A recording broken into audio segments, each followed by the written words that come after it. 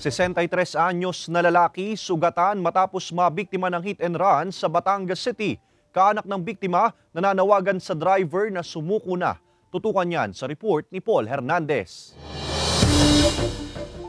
Ang matinding pinsala sa ulo, sugat at galo sa iba't ibang bahagi ng katawan ang magpapaalala sa 63 anyos sa si Juanito Almares sa sinapit niya na mabangga ng isang umano'y SUV sa Sampaga, Batangas City.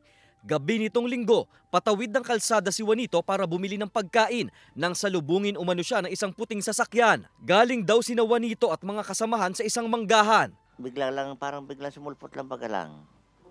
Mabilis. Di ngayon ako'y gumulong na, hindi ko na alam ang pangyayari noon. Ako'y dinamputalaan ng aking mga kasama.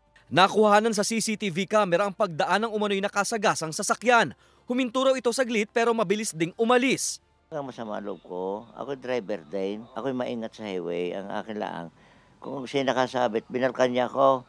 At kung ako'y kinarga sa halimbawa, kahit kung hindi man ako kasya doon sa kanya, doon sa jeep, at doon tayo makita sa gayong ospital, walang problema. Umaapela ang pamilya sa driver ng sasakyan na lumantad na at makipag-ugnayan sa kanila. Problemado na raw sila sa gastusin sa gamot ng magsasakang padre de pamilya. Mahirap po talaga.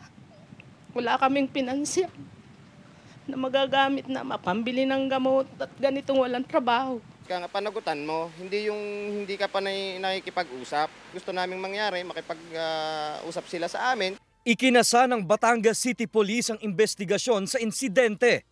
Hindi po kami tumitigil sa pagkakandak ng follow-up investigation sa pamamagitan ng pagbabacktracking po natin. No? At syempre, kailangan din namin mag-coordinate sa mga karatig bayan po natin. Nananawagan na rin ang pamilya Almares sa mga nais magpaabot ng tulong pinansyal sa kanila na makipag-ugnayan sa numerong naka-flash sa inyong screen. Kasama si Buhay Adante Jr., Paul Hernandez, Balitang Southern Tagalog.